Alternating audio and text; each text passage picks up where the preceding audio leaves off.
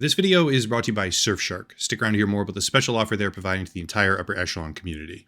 Okay, the year is 2025, obviously. Call of Duty now sucks as a franchise. But what if I told you that one of the all-time greatest fan favorite titles for Call of Duty as a series wasn't just widely appreciated or beloved, it was also partially prophetic. On a personal level, Call of Duty Black Ops 2 felt like the pinnacle of the franchise. That was back in college for me, and while I certainly enjoyed various games in the series before then, Black Ops 2 seemed like one of the best, largest, and most well-rounded steps forward for the property, blending past, present, and futuristic gameplay elements into one. Multiplayer was good, single player was good, zombies was especially good, but far beyond the general nostalgia of the title, some of the story elements that they decided to use are almost eerily accurate when it comes to modern-day politics, and most interesting of all, it happens in the very same year that they said it would. Black Ops 2 is an example of what's called non-linear storytelling. The narrative takes place across three separate time periods, which are 1986, 1989, and 2025, also featuring a branching style mission structure, which can lock you out of certain content based on player choices. It's a good campaign. It's fun, engaging, and definitely unique, but more so than precise details, I want to focus on broad, persistent concepts in the game's final segment, obviously taking place in 2025, which is this year. Generally speaking, the game is about a terrorist plot where a cyber attack on the Chinese stock exchange leads to an export ban on rare earth metals. This ban sparks a new Cold War between NATO and China, while the terrorist group, called Cordis Day, then uses a quantum computer hacking device to gain control of the United States military drone army, or at least a portion of it, then leading to an attack on Los Angeles. Ultimately, there's a bunch of different endings, but looking past the more detailed plot, I want to focus on four main connected pillars. First, a Cold War between the United States and China. Second, a ban on rare earth metal exports. Third, quantum computing, obviously, its implications for data security, the effect of rare earth metals, etc., etc. And fourth, drone warfare, more specifically drone warfare featuring AI systems. If you distill the general plot of Black Ops 2 as much as possible, it essentially depicts a Cold War between China and America, as I just said, facilitated by a ban on rare earth metal exports, which are required for the purpose of developing quantum computers. After that, whether or not a quantum computing device actually gets used or the details of similar technology, it's all less important. But some viewers may already be able to tell where I'm going with this because I wouldn't call that kind of plot impossible. In fact, I'd call it more than plausible right now, and that's the point of the entire video. Let's begin with this. Setting aside the details on why it's happening, such as trade wars and tariffs in particular, the United States and China absolutely are at risk of a Cold War. Some would say it's already happening, but one of the many Cold War-style weapons that China has at their disposal is, in fact, rare earth metals. Quote from Reuters, "China primes rare earths weapon as trade war escalates." And further down, "The country accounts for around 60% of global mined production and is embedded in Myanmar, the world's second largest producer. China's control over the processing stage of rare earths production is almost total, at around 90% of global output. Even Mountain Pass, the only major operating rare earths mine in the United States, sends much of its output to China for the tricky business of separation and refining." End quote. Now, as of the making of this video, China has very, very recently implemented a series of export restrictions, not an outright ban, mind you, but rather restrictions as a show of force in their tensions with the United States and other countries, on 7 new rare earth elements.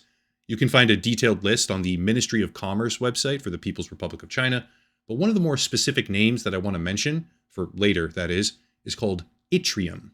These elements, among many others before them, are being restricted or controlled on the global stage because of their value and their critical importance for technology, which brings us to pillar number 2, where things get infinitely more interesting, I might add, which is quantum computing. Going on a bit of a tangent here, there's a lot of things that make it possible for me to produce YouTube content full-time, and one of those things is brand deals, subsequently offering product discounts for the entire community, and today that discount is Surfshark. Surfshark is a VPN, a virtual private network, and VPNs have a number of different uses, such as helping prevent certain types of phishing attacks, DNS tunneling, or DDoS attacks in particular, and they also mitigate data tracking/harvesting practices by all sorts of technology companies. If you care more about entertainment, Surfshark unlocks additional content on streaming websites, lots of them, by changing your geographic region, opening up additional options in your video library. Surfshark also gets around regional censorship, websites being blocked in your region by the government, and it helps protect your IP address with encryption, modification, and various other additional services. I make it a point to mention this whenever I work with them, but Surfshark does not keep logs, and they also have a warrant canary. That's not super relevant for most people, but overall it's just good policy, and it's one of the things that makes me happy to work with them. If you click the link down below, surfshark.com/echelon, and use the code echelon at checkout, you can get 4 extra months for free with a special pricing offer. Again, link down below, surfshark.com/echelon, coupon code echelon at checkout for 4 extra months of the service for free. Big thank you to Surfshark for sponsoring the channel. This is where you do have to bear with me because quantum computing is a very tricky subject. It's a highly complex, currently developing technology with a lot of questions and unknowns. But one thing that data scientists generally seem to agree on is the potential it has to break established encryption. Going one step further, according to a very detailed report from the GRI, which is the Global Risk Institute, at the precise moment where someone finally develops a functional quantum computer capable of breaking current encryption, it will immediately usher in something called Q-Day. And Q-Day is a global disaster. Depending on who first develops the technology and what they decide to do with it, more importantly, the implications of Q-Day are astronomical. Reading from a Wired magazine article about the subject, quote, "One day soon, at a research lab near Santa Barbara or Seattle, or a secret facility in the Chinese mountains, it will begin, the sudden unlocking of the world's secrets," end quote. Sure, it sounds hyperbolic, I completely understand that, and there's certainly efforts out there being taken, such as the development of PQC or post-quantum cryptography, but the first nation or company or general group to gain access to next-level quantum computing will be able to hack most, if not all, of our existing digital infrastructure. Finance secrets, military secrets, functional control of electricity, water, power, national intelligence, pretty much anything. And if you read in detail about the current opinions surrounding Q-Day, it gets even more interesting. Quote from Dr. Michel Mosca, co-author of 2024's Quantum Threat Timeline report. "We're kind of playing Russian roulette. You'll probably win if you only play once, but it's not a good game to play," end quote. And then further down in the same article, quote again, "When Mosca and his colleagues surveyed cybersecurity experts last year, the forecast was sobering. A 1 in 3 chance that Q-Day happens before 2035, and the chances it has already happened in secret, some people I spoke to estimated 15%, about the same as you'd get from one spin of the revolver cylinder," end quote. In my opinion, that's shocking. I had no idea that certain experts were estimating a 15% chance that someone already cracked pretty much the world's entire data encryption apparatus. But all we've done so far is establish that China does control rare earth metals. We appear to be either actively engaged in, or at least we have the potential doorway for a Cold War with them, facilitated by trade disagreements in particular, and that quantum computing is a very real thing, with very similar capabilities and implications compared to the storyline for Black Ops 2. Well, what if I told you that Black Ops 2 featured a fictional resource in this case called Solarium, which was critical for the development of quantum computing in that world?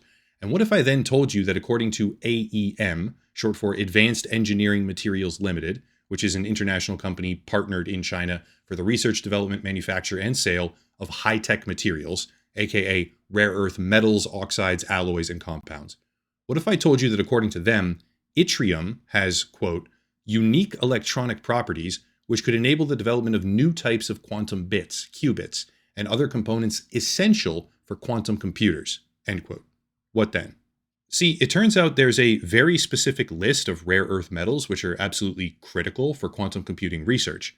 Yttrium is one of them, as we said. Something called europium is another, which China also controls. But the problem goes even deeper, because that's still just pillars 1, 2, and 3. We haven't even talked about pillar number 4. Pillar number 4 of the Black Ops 2 video game campaign is drone warfare. As we've now fully established with the conflict between Russia and Ukraine, drone warfare isn't just the future, it's the present. Sure, it looks a little bit different than the hyper-stylized, overly tech-focused, and mass-produced drone warfare from Black Ops, especially when you mix in all the human operators and superhuman capabilities, basically. But drone warfare on the battlefield is now of critical and growing importance, often bolstered or managed by AI systems. Reading from CSIS Research, Center for Strategic and International Studies, quote, "When it comes to technology, the Ukrainian military identifies removing warfighters from direct combat as its central objective in shaping the future battlefield. This goal is not simply an ambition. Instead, it is an existential necessity for the Ukrainian armed forces." And further down, "Furthermore, human personnel face inherent vulnerabilities, including fatigue, susceptibility to adverse weather conditions, and psychological stress. These human factors substantially impact operational sustainability and combat effectiveness, thereby reinforcing the tactical and strategic imperative for increased battlefield autonomy." End quote. That's pretty decisive when it comes to where modern conflict is at, and especially where it's headed from here. But what do we think is happening in a country like the United States? Is it ignoring this obvious battlefield shift, or developing its own autonomous capabilities further, beyond what they already have, which is extensive, inside its ever more powerful military-industrial complex? Here's the thing. For any of that to even be possible, you need incredibly large amounts of specific rare earth metals, such as europium, yttrium, but also gallium and germanium. Problem is, in 2023 this time, despite actually raising the mining quota in that very same year, China implemented stricter controls and export limitations on several types of minerals, including gallium and germanium specifically, once again demonstrating that they not only have near total control of the market itself, but they have built the industry in such a way that the government is fully capable of shutting down those exports unilaterally in an instant. As a matter of fact, once again, this time in 2024, October, I believe, China strengthened, reiterated, and robustly modified its rare earth export policies, this time naming europium, ytterbium, and yttrium as part of the tightly controlled group. Keep in mind, these metals are the backbone of quantum computing, with further research into the subject either greatly limited or flatly impossible without them. Let's do a recap here. Black Ops 2, as its core narrative, centers on the idea that conflict between the United States and China led to an export ban of rare earth minerals.